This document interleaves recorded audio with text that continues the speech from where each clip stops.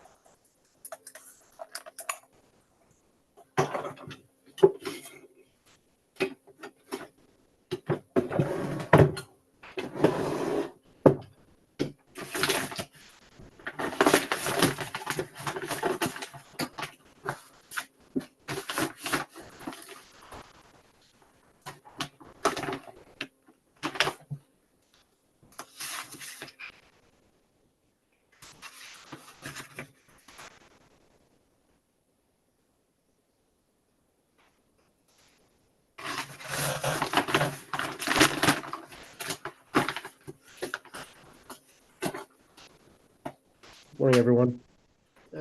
Morning.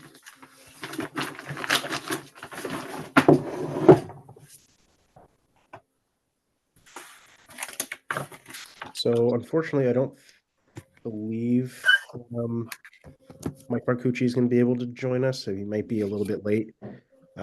So I didn't know if Eileen, since you have the most experience of all running remote meetings, if you wouldn't mind leading our band today.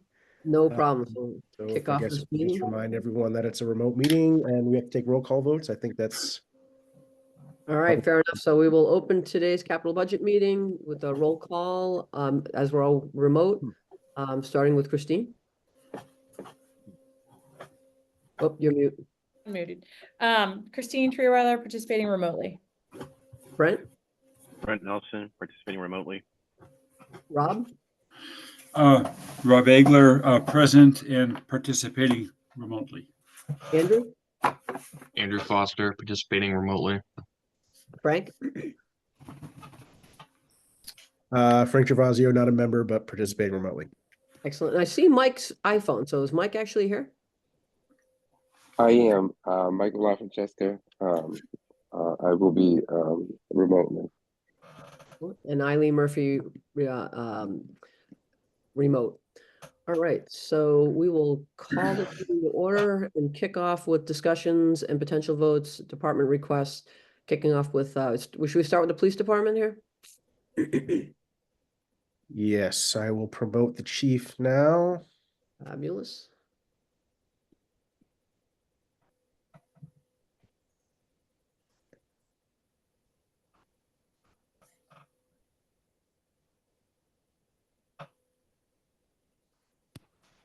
And there we go. Good morning, Michelle Harris.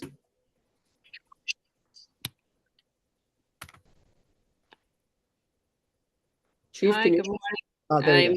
I'm Yeah. just trying to get my video to start and it's not for some reason. So, but I'm here. Hi. There Hi, we Chief. go. Christina. There we go. We can see you. Very close. I can step back a little. Ha. Good morning. How is everyone? No complaints. Fantastic. Do you want me to just dive right in? I say, why not?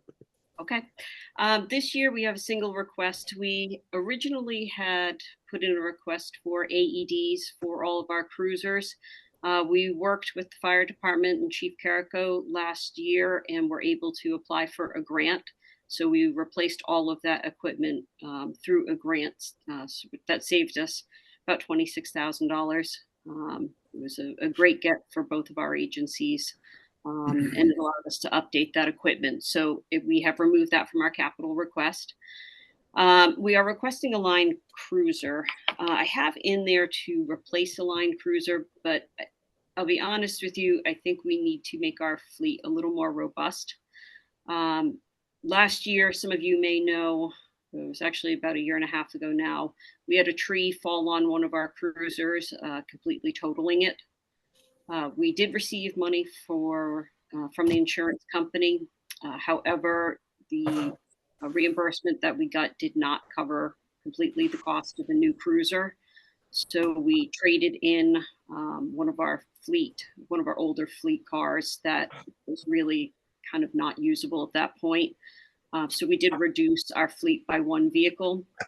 My original intent with this is to continue our fleet management program, which is to keep our fleet healthy and operationally ready. That the fleet cars have about a 3 to 5 year lifespan, depending on use, and then obviously we have to accommodate when we have catastrophic damage or loss to the vehicle. They are emergency vehicles, and while we don't like our officers to get in accidents, it is sometimes a reality. Like we saw with the tree coming down on the car, it's obviously an unanticipated loss of a vehicle. My original goal was to cycle out vehicle 332, which is a 2018 Ford Explorer. It currently has 99,866 miles on it. There's 17,746 engine hours with an additional 13,621 idle hours. For those of you who haven't heard me talk about this before, the idle hours are equal to about 33 miles per hour of engine wear for every idle hour. So when we say 99,000, we're really looking at close to 200,000 miles on the car, on the engine.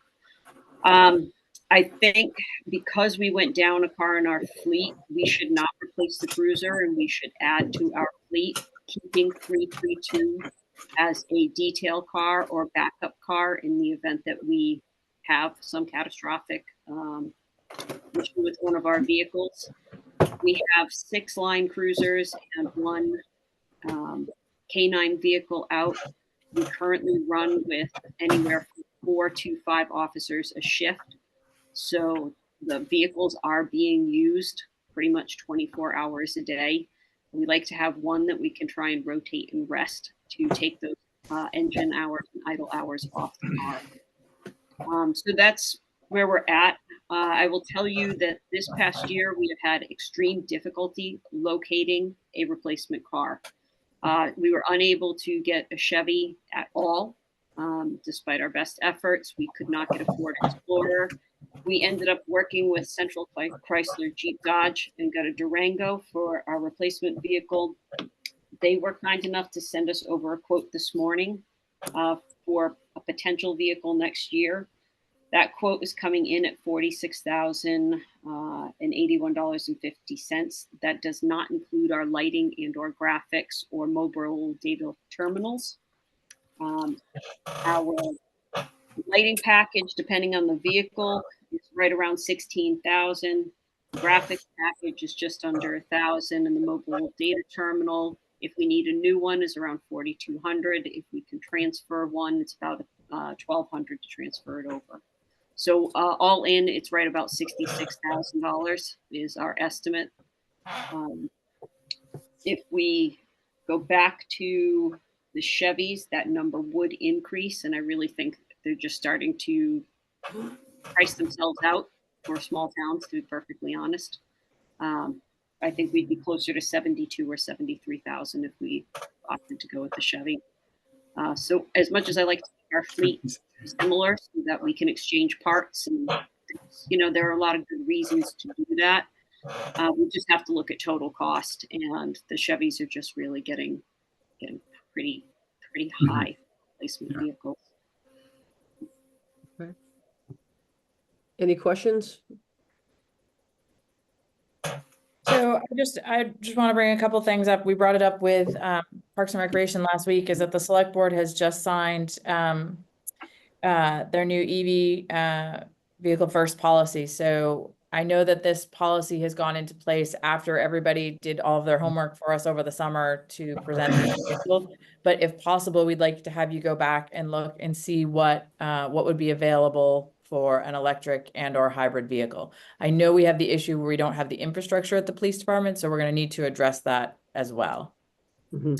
So there are a couple of big issues with that, and we're certainly not opposed to it. We are looking at our brother and sister agencies that are trying to put in EVs and see what their experience is with it. I think a viable option for us, if we look at an EV, is looking at the school resource officer vehicle. So in terms of our fleet, as I mentioned, because we have our fleet and the number of officers going out on the street, our vehicles don't get a lot of downtime. So the practicality of being able to plug in the vehicle and then wait for it to charge is not really there unless we really increase our overall fleet. So we would need to be able to have vehicles be able to sit for periods of time to charge. So I think if we're going to do that, we need to look at expanding our fleet and increasing the numbers of it. I think a good trial basis for us would be doing the SRO vehicle, where the vehicle can sit for periods of time and charge up. As Christine mentioned, we'd have to look at infrastructure here at the station. I know some departments are leaving their vehicles up at town hall or where they have charging stations. There are some issues and concerns with that. The vehicles obviously rifles in them at all times, so we would not want to leave a vehicle unattended and unsecured in terms of not at the station with a rifle in it. So we'd have to make some policy changes to do that. We are looking to see if we can partner with a company to see if we can even get an electric vehicle potentially donated or some of the cost offset as part of just our community safety program for our schools. So I think that if we're going to look at it, the SRO vehicle, when we go to replace it, is a really good option for us to try it. The other thing is one of our cost reducing programs was to partner with DPW. So DPW is doing the majority of our fleet maintenance, which has saved us a tremendous amount of money not having to use the dealership. However, their staff is not certified or trained in working on electric vehicles. So we would kind of have to have a relationship with the dealership for any and all repairs until, Mo either got his staff trained or looked at that as an option. So going back to using a dealership, we would anticipate some higher costs for repairs. So that's kind of where we are looking at it. That's where we are in the process. Thank you. I've got a note here from Megan Sullivan because she wasn't able to make it. So you actually just addressed one of her concerns about the select board adopting the EV first policy. But then she had a question about where are you with the motorcycle purchase that the select board approved, probably 9 months ago, Jim? Yep. So we ordered the motorcycle. There was a delay in one of the lighting parts. So Plymouth, there were a few agencies around that were waiting for the part to come in. We took possession of the motorcycle about 2 weeks ago. It is down at the graphics getting done. The graphics were actually done, but they put the town seal on in black and white. So we're having it done in color. So we're just waiting for that to be replaced. Our officers, I want to make sure that if they're riding the bike, they're doing it safely. There is a police motorcycle course that was offered to us from the company that we purchased the motorcycle from. Our officers are going on the 14th or 15th or 17th or 18th. They're going in the next week or so. Once they're certified, you will see the bike up and running by the 20th of October. Ooh, all right, there we go. Ready to lead the parade for the Christmas parade come December, huh? Absolutely. And then she has another question here. This request looks like a placeholder as there's no specificity to it. Is the chief confident in the budget? I would love to tell you that I'm super confident with the 66,000, but I will say that the lighting equipment has really become difficult to obtain and the pricing has gone up significantly. We are using a local vendor to try and keep those costs down, and we obviously try and transfer any of our old lighting to keep the costs down. You know, it's a business, so they make a lot of the lighting specific to certain vehicles. So the overhead lights are designed to fit a certain vehicle in year. Like I said, we're anticipating costs at about $16,000 for the lighting. I'm hoping we could transfer some and get that down, but I also wouldn't be surprised come next fiscal year if the prices haven't gone up. Okay. And then she makes one more comment about the EV, and then she that word on the street sounds like Wellesley either have them or will in a while. Is that potentially an SRO vehicle for Wellesley, or are they using it as a regular line car? So I don't know Wellesley specifically. Like I said, they're not really one of the agencies that we deal with a lot. In Norfolk County, Norwood has a couple of them. They are using one of them as an SRO vehicle. They have a 2022 Ford Mach-E. Mach-E, yes. So they are starting to use them. Like I said, they're using it in that capacity, which is, I think, a great way to test the vehicle, see what it's working for. We have reached out to them to get some feedback. I just haven't gotten that feedback yet. I just saw Megan's questions this morning. So, okay. Any other questions, Brent, Andrew, Frank, Rob, or Michael? All right. All right. So, being this only my second capital budget meeting, I'm going to throw this next question out. So much. Is this something that we vote and approve today? Is this something we just now have? Okay. No But we're vote today. good. Nope. Okay. Wait until we do everything at the end. So this is just a review. Oh, good. Okay. All right. Well, I'm gonna. I hear what you're saying, and sounds like, at least to me, a reasonable request. So, if there's no more questions, I think we're good. Yes. Sounds good. All right. Okay. I would Thanks. just, yeah, if I could just add before we go, if you know, for some reason, I understand, right? The town has limited finances, and they need to be very judicious in how they spend them. The issue we got into before is having the fleet get so far behind. We ended up having to buy 3 vehicles at once, which is, you know, a staggering amount of money for the town. And that's one of the things I want to try and avoid, is by having this routine fleet maintenance program where we just understand that this is a piece of equipment that we need to be operationally ready, and keeping it in some type of measured purchasing system where we were purchasing them every year, every couple of years. I think, you know, helps the town to not fall so far behind that we're in a crisis like we were in 4 years ago. So just food for thought, and that's my sales pitch. All right. Sounds good. Thank you so All much. right. Thank you. Thanks, Chief. Okay. On to the next one, the facilities department. And this is the tractor? Yes, so Michael, if you're good to present, we are ready. Yes, I can present. Thank you. So I'm going to be presenting for the facilities department. We are currently asking for one item that will help us out tremendously. We're looking to replace a 1975 Ford tractor that was decommissioned a year and a half ago, I think close to 2 years ago, because of its age, and it wouldn't be able to pass any inspection to drive the vehicle on the roads.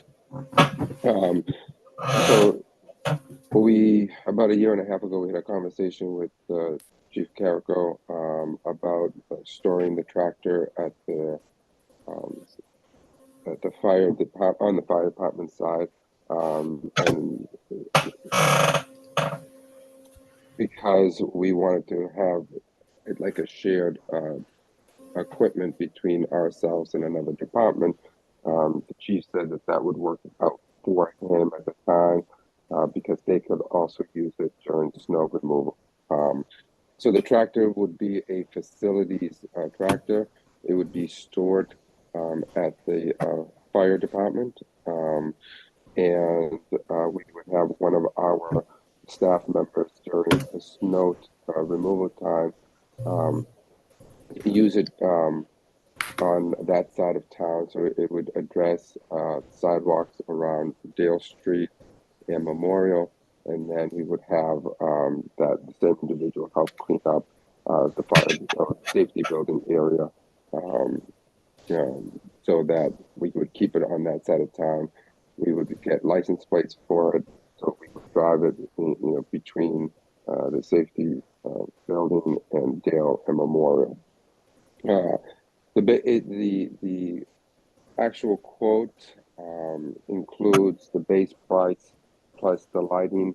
It also additional cost for, believe it or not, for heating and AC for the unit, plus attachments that go with the unit. The tractor would be used in the wintertime to help remove snow.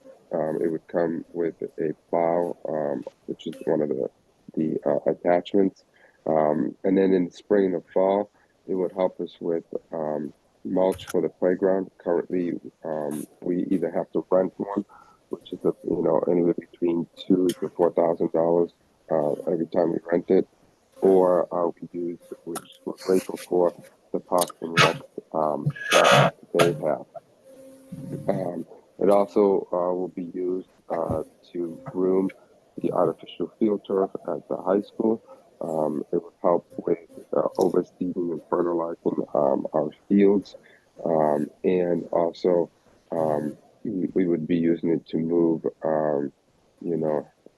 other heavy equipment, or we get sometimes orders, for the cafeteria department, but we have to move straight back and forth, and we can use it for that also. So it's not just for the tractor for the winter. We use it all year long to help with the maintenance of the fields, and moving sometimes equipment, or sometimes moving books, or whatever is needed. Again, this is a piece of equipment that is not an addition to what we have. It's replacing a tractor that was almost 50 years old. Okay, any questions from the group?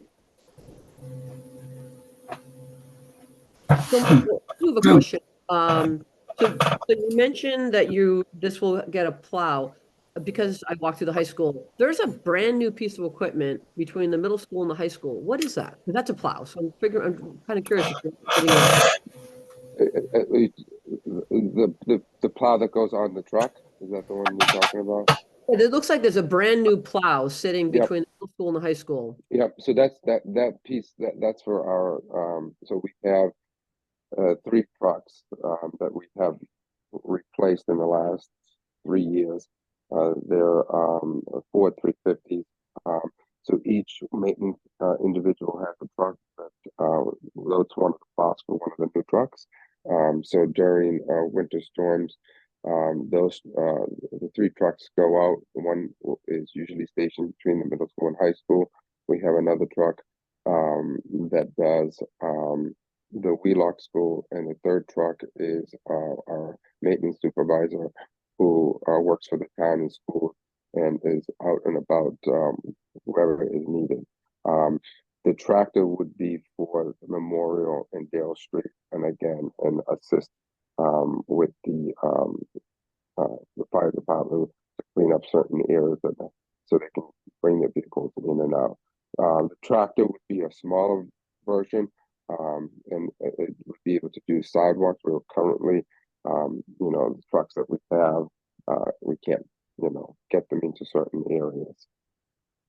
So from a storage perspective, I know you're referencing here, and I know Chris Potts asked a question, would the tractor be stored at the public safety building or the town garage? Hearing you right now, it would be the fire side of the public safety building? Correct. It would be the fire side of the public safety building. When we had a conversation with the chief, he felt that he had space where he could store it. And so this is just a curiosity question with the current plow that's sitting between the middle school and the high school, that's just sitting out, being exposed to weather, is there any way that can be stored inside, whether it be at the fire station and or up at the DPW, along with the small backhoe that's sitting right outside of outreach? Because it looks like it's equipment that, unless it's really needed, why are we letting potentially it get weathered? So yeah, so we received that piece of equipment, I want to say about a month ago. Yeah. And we just our storage. So if you look at every building now has storage containers that we or sheds, I should say. They look like sheds. Yeah. Those sheds were probably put in about a week ago. That's what's good. So the plows are going to go into the sheds. There's going to be snow blowers that are going to go into the sheds. The purpose for the sheds were to take the equipment out of buildings,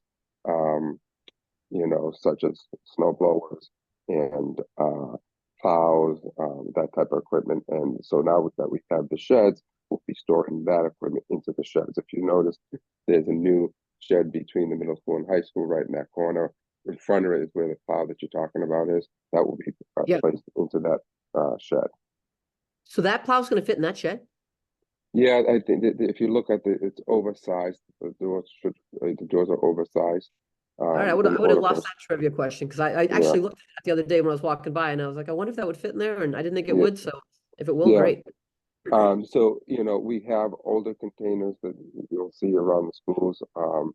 That we're going to, there's one by the loading dock by the cafeteria. In the past, that's where we would be storing them.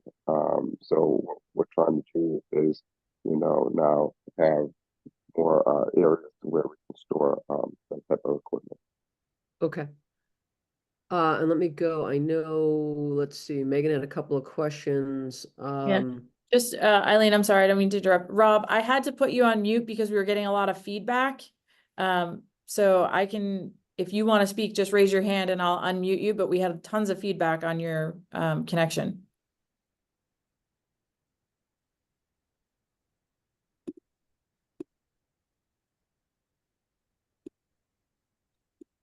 Yeah. Okay. I will mute it right now then. Okay.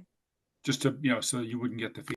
Yeah, it might just be my connection. I just couldn't hear Michael, so I just turned you off, but I didn't want you to think I was silencing you. I was just trying to hear Michael. Yeah, it'll look bad on me. It looks like I'm trying to do that. No, sorry. So all right, so yeah, if I jump to, and Michael, you saw the questions that Megan shared. Yes, I did. Okay. Yeah.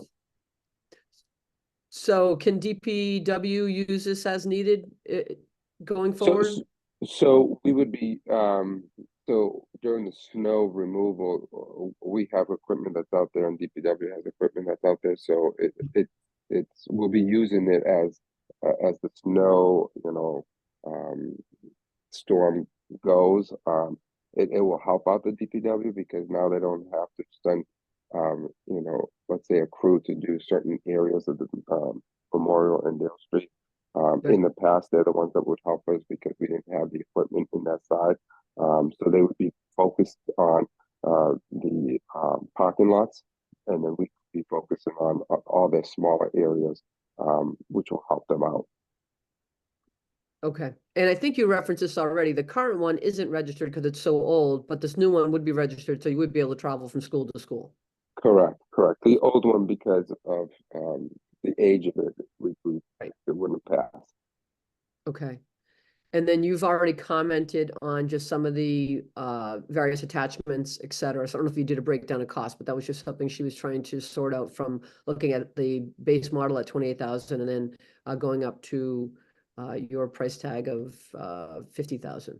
Yes, and so we work with 3 different vendors, and we're waiting on their quotes. As soon as we get them, we'll send them over.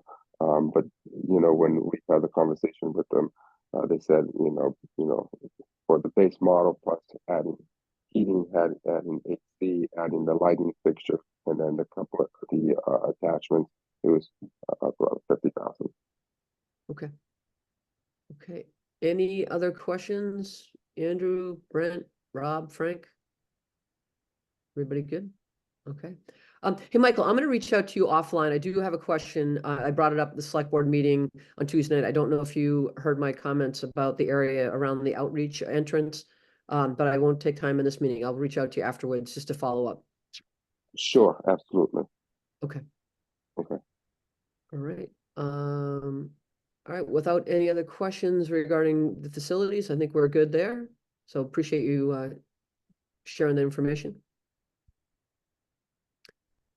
All right, and then other informational items. Frank and or Christine, do you have any other informational items? I don't have anything. Frank, did you have anything?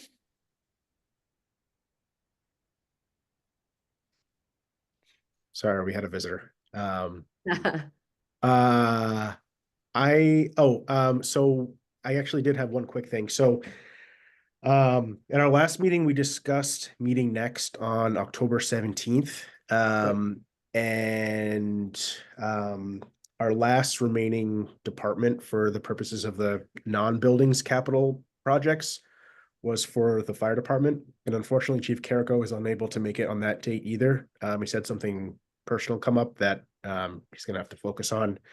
So I'm going to be sending an email around to see if there's a different date that we could possibly meet off of our Thursday schedule. Hopefully within the next couple of weeks so that we can make a recommendation, have time to vote and review and take care of everything ideally by the end of the month. So I will send that out after talking with the chief. I think his items are relatively straightforward, but obviously we want to give everyone the same review as everyone else has received. So I will be in touch soon. I think we can tentatively cancel our meeting on the 17th. Okay. Well, actually, now that I think about it, if I can maybe if we can meet sometime before then, and then maybe we can do review and discussion on the 17th. And if the committee feels it's ready for a vote, obviously we can do that. But why don't actually, on second thought, why don't we hold our meeting on the 17th and just, unless anyone objects, of course, and then I'll follow up to see if maybe we can get a meeting time scheduled with Chief Carrico prior to the 17th. And I think at the last meeting we had canceled the meeting on October 10th because a number of folks could not make that meeting. So we'll cancel the 10th as planned, and then we will hold the 17th, and I'll be reaching out about a meeting within the next couple of weeks for us to meet with Chief Carrico. Is there anything that folks are looking for in terms of additional information? I know I've got a couple of notes down, but I just want to make sure that I have everything down so that everyone has the information that they need. Well, I would say, even for what we heard today, so obviously there's a detailed quote breakdown of the tractor, but I would recommend that we append it to this packet with the cover sheet that we've looked at, because I think that was the intention. I don't need to see it because I trust the breakdown is as said, but I just think practice would say we should do that. But I just remember that I very much would like to see a detailed breakdown of the ask for the IT that covers primarily the schools, and I assume we're still waiting on that. Yes, I do have that on my list, Brent, and I just wanted to make sure that I have everything. No problem. Frank, I had a question. Sure. I had a question regarding the tennis court reconstruction replacement. Sure. Sorry, which one? It's the Parks and Metacomet. Recreation, the tennis courts. Oh, yep. And my question was, is there still, or is there a mix of funding sources between the revolving fund and the cap stabilization? Has that been determined at this point, or is it, in terms of how well? That's my question. I don't recall them asking for specific figures either way. I could be. No, they haven't decided how much they'd be willing to put in from the revolving fund, but obviously a large expense like that, $500,000, that's, literally 50% of what we anticipate for our capital budget every year. So it's something we're going to need to talk about on the 17th, how we would manage a large project like that. Yeah, exactly. And given that, given that it's projected to be all to be done in one fiscal year. Yeah, I don't think that's realistic given our funding sources for this. Okay. All right. To be discussed. Christine, can I just add one thing? Sure. Because we just went out to bid for our tennis courts, and most vendors that are currently doing this type of work said that they are currently 16 to 18, 19 months already booked out. So I think that should be taken into consideration, because we remember we put this in our capital. We thought we were, would be fine with a 9 to 12 month time period, and then we had to go back up to bid because we had no bidders because of the time frame. That's good to know. Thank you, Michael. Okay. So can I ask a question, seeing that it's only my second meeting? I don't know what's appropriate and what's inappropriate. Based on our conversation last week with Parks and Rec and talking about the car, after I hung up, I had some other comments that rolled around in my head. Is it appropriate to say it now or appropriate to say it on the 17th if it comes time to vote? I think we should hold all of our discussion till the 17th. Okay. We'll make a full committee. And unfortunately, I don't want to take up any more of Michael's time. When we scheduled this meeting today, I didn't realize that it was actually a holiday. So I apologize to everybody for hosting this on Rosh Hashanah. We should have looked. I apologize. Michael's actually traveling today, so I don't want to take up any more of his time. So. Okay, no problem. No problem whatsoever. And Michael, we can connect tomorrow or later next week. No worries.